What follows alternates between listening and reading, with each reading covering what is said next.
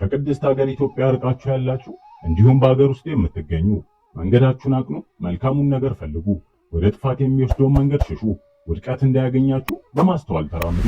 ብዙዎች ሳያስተውሉ ተጉዘው ሳሩን እንጂ ገደሉን ሳያዩ ወድቀዋልና የእናንተም ዕጣ ፈንታ ከእነርሱ እንዳንዱ እንዳይሆን ፍሩ። ከሰፊው መንገድ ይልቅ በጠባቧ መንገድ መጓዝን ምረጡ።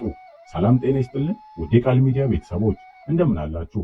በዛሬው መርሃ ግብራችን ቀናውን መንገድ እንድንከተልና ከጥፋት እንድንዘንድ የላኩትን መልእክት ይዘን ስለቀረብን በጥሞና እንድትከታተሉን እየጋበዝን በቻናላችን አዲስ ከሆናችሁ ላይክ፣ ሼር፣ ሰብስክራይብ በማድረግ አዳዲስና ወቅታዊ መረጃዎች እንዲደርሱ የደውል ምልክቷንም በመጫን ቤተሰብ ይሁኑ።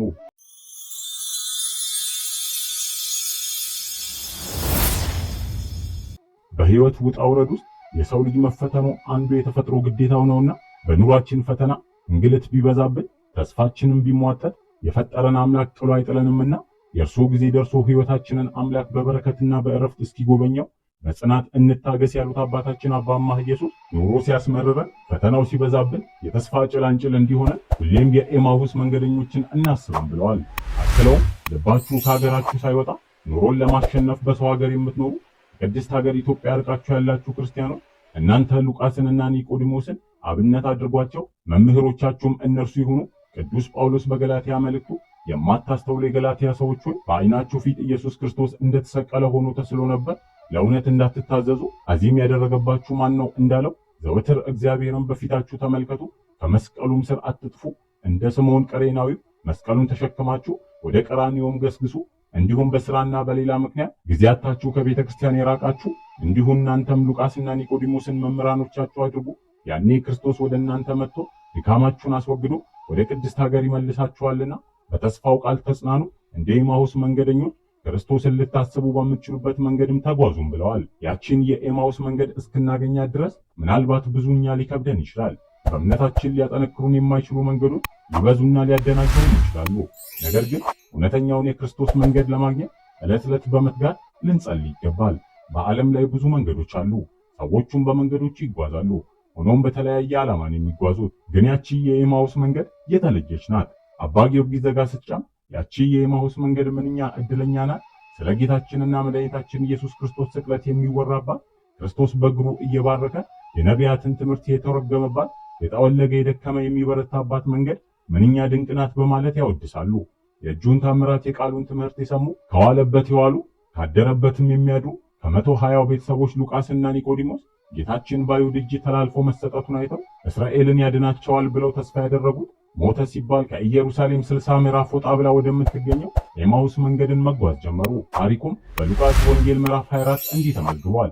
እነሆም ከነርሱ ሁለቱ በዚያን ቀን ከኢየሩሳሌም 60 ምዕራፍ የሚርቅ ኤማሁስ ወደሚባል መንደር ይሄዱ ነበር። ስለዚህም ስለሆነው ነገር ሁሉ እርስ በርሳቸው ይነጋገሩ ነበር። ሲነጋገሩና ሲመራመሩ ኢየሱስ ራሱ ቀርቦ ከእነርሱ ጋር ይሄድ ነበር። ነገር ግን እንዳያውቁት ዓይኖቻቸው ተይዞ ነበር። እርሱም እየጠወለጋችሁ ስትሄዱ እርስ በርሳቸው የምትነጋገሯቸው እነዚህ ነገሮች ምንድናቸው አላቸው። ቀሎጳም የሚባሉ ሉቃስ እንዲህ አለው፣ አንተ በኢየሩሳሌም እንግዳ ሆነ ለብቻ ትኖራለህ፣ በእነዚህ ቀኖች የሆነውን ነገርም አታውቅምን አለው። እርሱም ይሄ ነገር ምንድነው አላቸው። እነርሱም እንዲህ አሉት፣ በእግዚአብሔርና በሕዝቡ ፊት በሥራና በቃል ብርቱ ነቢይ ስለነበረው ስለ ናዝሬቱ ስለ ኢየሱስ እርሱንም የካህናት አለቆች መኳንንቶችም ለሞት ፍርድ እንዴት አሳልፈው እንደሰጡትና እንደሰቀሉት ነው። እኛ ግን እስራኤልን እንዲቤዥ ያለው እርሱ እንደሆነ ተስፋ አድርገን ነበረ። ደግሞም ይሄ ከሆነ ዛሬ 3ኛው ቀን ነው አሉት።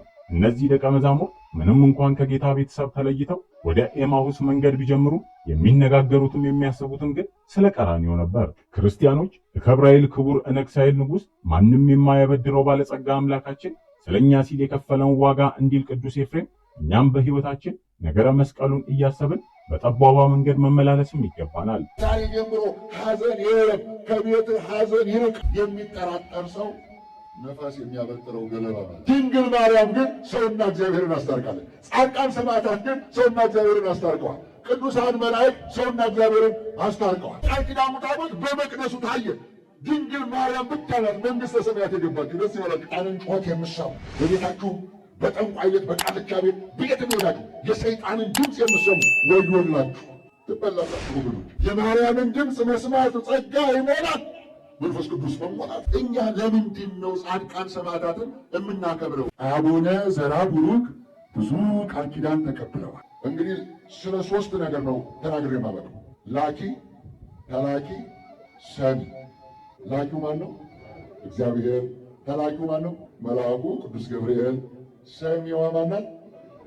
ድንግል ማርያም። ክብር ለመድኃኔዓለም ይሁን። እግዚአብሔር መልአኩን መላክ ለምን አስፈለገው ስንል እኔና እናንተ ከጠፋንበት ከወደቅንበት እንድንነሳ አምላካችን መድኃኒታችን ኢየሱስ ክርስቶስ ሰውን እጅግ ይወደዋል።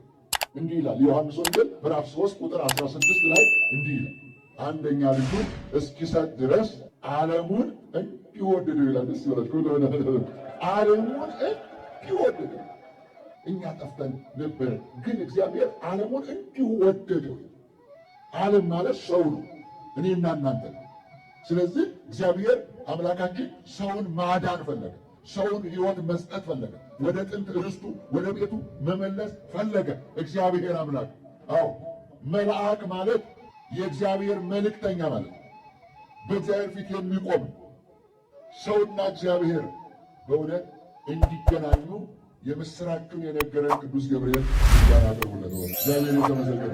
እናቶች፣ አባቶች፣ እህቶች፣ ወንድሞች መጀመሪያ ቅዱስ ገብርኤል የተላከው ወደ ዘካርያስ ወደ መጥምቀ መለኮት ቅዱስ ዮሐንስ አባት ነው የተላከው። ሁልጊዜ ስትጸልዩ ስትለምኑ እግዚአብሔር ሐሳባችሁን እንዲፈጽምላችሁ እግዚአብሔር መልስ እንዲሰጣችሁ ከልብ ጸልዩ። በቂም በበቀል ሆናችሁ ንስሐ ሳትገቡ አትጸልዩ። ቂም በቀል የያዘ ሰው እግዚአብሔር ጋር አይደርስለትምና። ስለዚህ ልመናችሁ እንዲደርስ እንደ ዘካርያስ እንደ ኤልሳቤጥ በንጹህ ልብ በቅንነት በታዛዥነት መለመን። የሉቃስ ወንጌል ምዕራፍ 1 ቁጥር 5 ዘካርያስና ኤልሳቤጥ በፍቅር በመዋደድ በመስማማት ትእዛዙን በመጠበቅ ሕግንና ስርዓትን በመጠበቅ ሁለቱም በእግዚአብሔር ፊት ጻድቅ ነበሩ። ጻድቅ ነበሩ።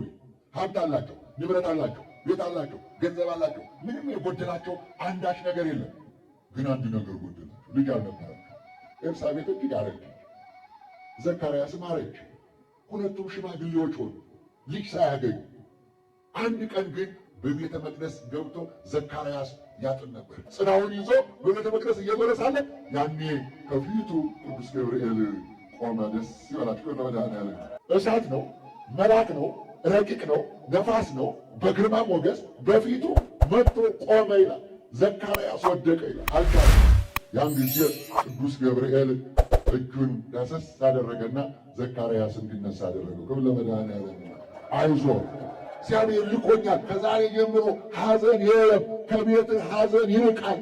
አዎ ጭንቀት ይርቃል፣ መከራ ይርቃል፣ ሐሳብህ ይቋጫል። እነሆ ኤልሳቤጥ አዎ ካረጀች ካፈጀች በኋላ ወንድ ልጅ ትወልዳለች፣ ስሙንም ዮሐንስ ትለዋለህ። ዮሐንስ ማለት ፍስሐ ወሐሴት ማለት ነው። ከዚህ በኋላ ሐዘን የለም፣ ፍስሐ ደስታ በቤትህ ይሞላል አለው። ደስ ይበላችሁ። ያዘናችሁ፣ የተከዛችሁ፣ ሐዘን፣ ጭንቀት፣ መከራ ያለባችሁ በቤታችሁ ደስታ ይሞላላችሁ፣ ሰላም ይግባላችሁ፣ ፍቅር፣ አንድነት ይግባላችሁ። ዘካርያስ ግን ቅር አለው።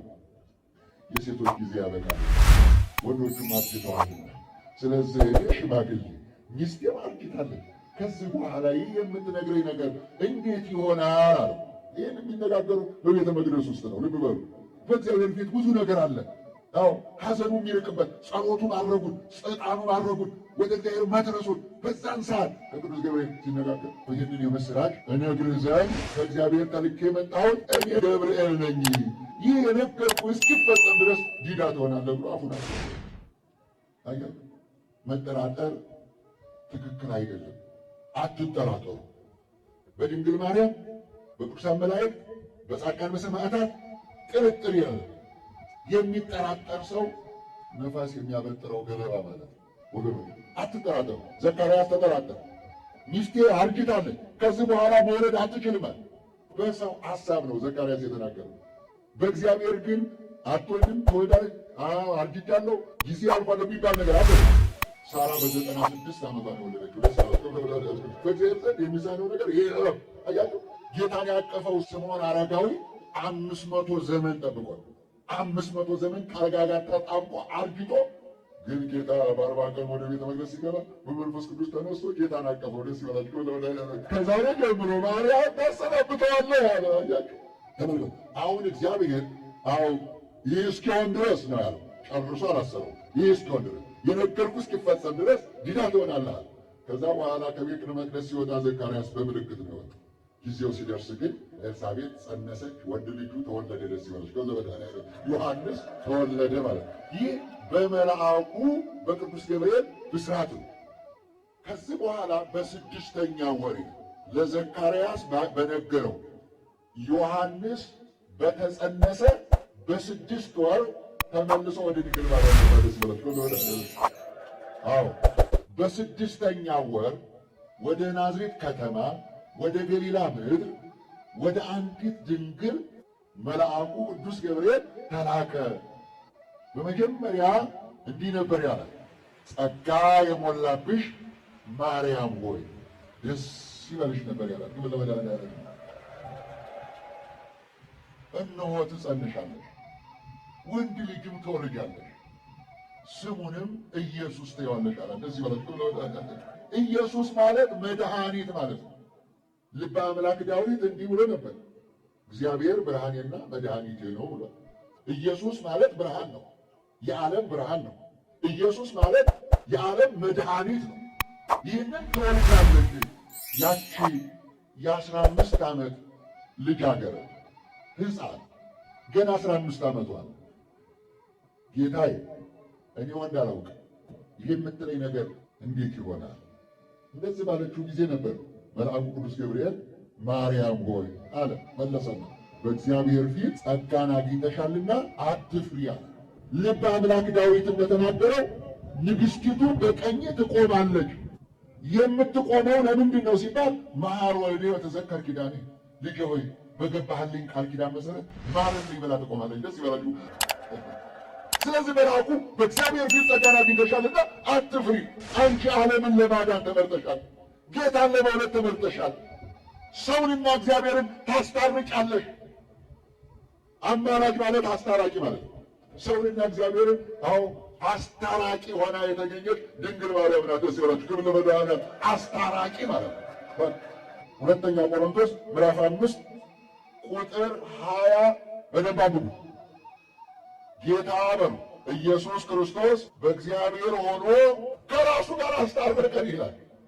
አዎ ከራሱ ጋር አስታርቆናል። አዎ 5500 ዘመን ሰማይ ተዘግቷል።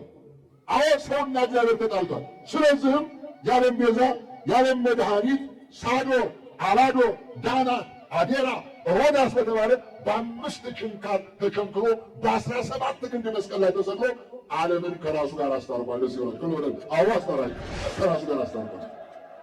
ድንግል ማርያም ግን ሰውና እግዚአብሔርን አስታርቃለች። ጻድቃን ሰማዕታት ግን ሰውና እግዚአብሔርን አስታርቀዋል። ቅዱሳን መላእክት ሰውና እግዚአብሔርን አስታርቀዋል። ስለዚህ በእግዚአብሔር ፊት ጸጋ አግኝተሻል። እግዚአብሔር በአንቺ ያድራል። ከሥጋሽ ሥጋ ከነፍስሽ ነፍስ ነስቶ ፍጹም ሰው ፍጹም አምላክ ይሆናል አለ። አዎ ያን ጊዜ ድንግል ማርያም እንደ ቃል ይሁንልኝ ስትለው መለሰና ቅዱስ ገብርኤል እንዲህ አለ፣ ማርያም ሆይ ጌታ ከአንቺ ጋር ነውና ደስ ይበልሻል። ደስ ይበላችሁ። ለመድኃኒዓለም አያችሁ፣ ተመልከቱ። ማን ይለየው? አዎ ስትሰደድ አልተለያትም፣ አብሮን የተሰደደው። ስትመለስ አብሮ ተመልሷል። ሲወድቁ ሲነሱ በአጠቃላይ 33 ዓመት እናትና ልጅ አልተለያዩ። ማን ይለያቸዋል ወገኖች? ራዕየ ዮሐንስ ምዕራፍ 11 ቁጥር 19 እነሆ የእግዚአብሔር መቅደስ ተከፈተ። የቃል ኪዳኑ ታቦት በመቅደሱ ታየ። አዎ አሁን ጻድቃን ያሉት ገነት፣ ኃጥአን ያሉት ሲኦል፣ ገሃነመ እሳትና መንግሥተ ሰማያት ገና አልተከፈተም። ዓለም ሲያልፍ ነው የሚከፈተው። ልብ በሉ። ይሄ ቃል ኪዳኑ ታቦት በመቅደሱ ታየ። ድንግል ማርያም ብቻ ናት መንግሥተ ሰማያት የገባችው። ደስ ይበላችሁ። ክብር ለመድኃኒዓለም። አዎ እሷ በቀኝ ናት። ንግሥቲቱ በቀኝ ትቆማለች። አሁን በአብ ቀኝ ቆማለች። አዎ ትማልዳለች። አዎ ትለምናለች። አዎ ትጸለያለች። እናቶች፣ አባቶች፣ እህቶች፣ ወንድሞች እንግዲህ የላከው እግዚአብሔር ነው። የተላከው ቅዱስ ገብርኤል ነው። ይህንን የምሥራች የሰማችው ድንግል ማርያም ናት። ጆሮአችሁን ክፈቱ። እግዚአብሔር በመልካም ነገር ይሞላዋል። የሔዋን ጆሮ የሰይጣን ድምፅ ነበር የሰማው። እግዚአብሔር አሁንም የሰይጣንን ድምፅ ከእናንተ ያርቅላችሁ።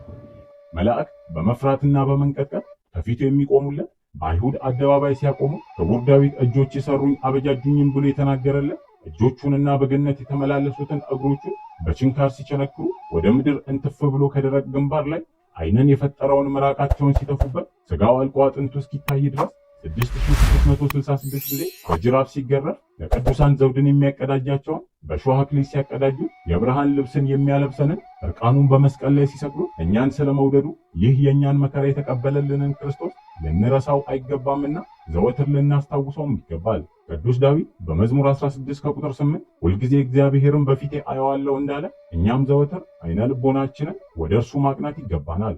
ቀራንዮ ላይ እርቃኑን ተሰቅሎ የሚሰሩትን አያውቁምና ይቅር በላቸው እያለ ሲጸልይ በስህተት መንገዳችን ተጉዘን በኃጢአት እንዳንጠፋ መሆኑን ማሰብ አለብን። ሉቃስና ኒቆዲሞስም ምንም እንኳን ከኢየሩሳሌም እየራቁ ቢሆኑ የሚነጋገሩትና የሚያዝኑት ግን በቀራንዮ ላይ ደሙን ስለፈሰሰው ስጋውን ስለቆረሰው ስለ ኢየሱስ ክርስቶስ ነበረ። ሲራቡ ህብስት አበርክቶ ስላበላቸው፣ ባህር ከፍሎ ስላሻገራቸው እንግዲህ ማን ያበላናል ማንስ ያጠጣናል በማለት አልነበረም። ይልቁንም ለከሳሾቹ ተላልፎ ስለተሰጠው ስለ ክርስቶስ እንጂ። ከሳሽ ፈራጅ ሲሆን ታይቶ አይታወቅም። ነገር ግን በቀራንዮ ከሳሾች አይሁድ ፈራጅ ሆኑ። በዚህም ያለ ከልካይ የሚሉትን ሁሉ ስቃይና በደል አደረሱበት። ሉቃስና ኒቆዲሞስም ስለዚህ ጉዳይ እየተነጋገሩ አዝነውና ተክዘው ሳለ ጌታችን ወደ እነርሱ ቀረበ፣ አብሯቸውን መንገድ ጀመረ። እኛ ግን ክርስቲያኖች ስንገናኝ የምናወራው ስለ ኑሮ ውድነት፣ ስለ ፖለቲካ፣ ስለ ምኞታችን ብቻ ነው። ራሳችንን እንጠይቅ። መቼ ነው እንደ ቅዱስ ሉቃስና ኒቆዲሞስ ቀራንዮን እያሰብን የምንጓዘው? በሕይወታችን ቀራንዮን እያሰብን ግን ስንጓዝ ክርስቶስ ቢመጣ የነቢያቱን ትምህርት ብቻ አይደለም የሚተረጉመው፣ የሐዋርያቱንና የሊቃውንቱን ትምህርት እየተረጎመ ልባችንን በፍቅሩ ያቀልጠዋል ማለት እንጀምራለን። ሉቃስና ኒቆዲሞስ በሄዱበት በዚህች መንገድ ብዙዎች አልሄዱባትም። በዚህች መንገድ ለሚጓዙ ድኩማን ተጓዦች ክርስቶስ ተከተላቸው፣ አብሯቸውም ወደ ቤታቸው ገባ። ለጌታ የተገባ እርሱ የሚያስተናግድበት ቤት ናትና። ዛሬ ወደኛ ሕይወት እንግዳ ሲመጣ ለማሳደር ስንት ምክንያት እንደምንደረድር አስተውሉ። ክርስቶስ ከቤታቸው ገብቶ አብሯቸው እራት ሊበላ ተቀመጠ። እንጀራውን ቆርሶ ሰጣቸው፣ ዓይናቸውም ተከፈተ። ቅዱስ ኤፍሬምም ይህንን ትሕትና ምን ይደንቅ ምን ይረቅ ይለዋል። ሰማይ ዙፋኔ ነው፣ ምድር የእግሬ መረገጫ ናት ያለ አምላክ እንጀራን ይበላ ዘንድ ከአንዲት ደሳሳ ጎጆ በመግባቱ የጠወለጉትን ሊያለመልም የደከሙትን ሊያበረታ ነው። ክርስቶስ ወደ ሉቃስና ወደ ኒቆዲሞስ ቤት ገባ፣ እንጀራውንም ቆርሶ ሰጣቸው። ያን ጊዜ ዓይናቸው ተከፈተ። በመንገድ ሲያወሩለት የነበረው የነቢያቱን ትንቢት እየተረጎመ ልባቸውንም ሲያቃጥለው የነበረው አንተ በዚህ ምድር እንግዳ ነህን በማለት ሲመልሱለት የነበረው ክርስቶስ እንደሆነም አወቁ። ዛሬ ላይ በእውነት ክርስቶስን የማያውቅ ሰው እጅግ ብዙ ነው። ሉቃስና ኒቆዲሞስም እርሱ እንደሆነ ሲያውቁ ወደ ኢየሩሳሌም ተመለሱ። የትንሣኤው ብርሃንን የምስራች አብሳሪዎችም ሆኑ። የትንሣኤያችን በኩር ሞትን ድል አድርጎ እንደተነሳ ለደቀ መዛሙርቱም ተናገሩ። ታዲያን ዛሬ ላይ የኛ ዓይን አልታወረምን? እግዚአብሔርን ማየት እንችላለን? ቤተ ክርስቲያንንስ አይተናት እናውቃለን? ብለን ራሳችንን መጠየቅ ይገባናል። የኃጢአት ሞራ ዓይናችንን ጋርዶ ዘወትር ስለ ቁሳዊ ነገር ብቻ እየተመለከትን ነውና ክርስቶስ ወደ ቤታችን እንዲገባና የትንሣኤው ምስክሮች እንሆን ዘንድ እንለምነው።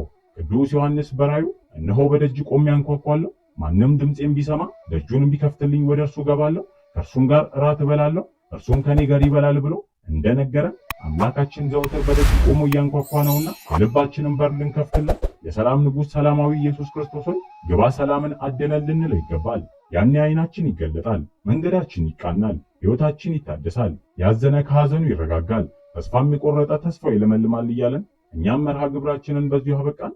አምላካችን እግዚአብሔር ለሀገራችንና ለቤተ ክርስቲያናችን ሰላም አንድነትን ይስጥ። ወስብሐት ለእግዚአብሔር ወለወላዲቱ ድንግል ወለመስቀሉ ክቡር። ይቆየን።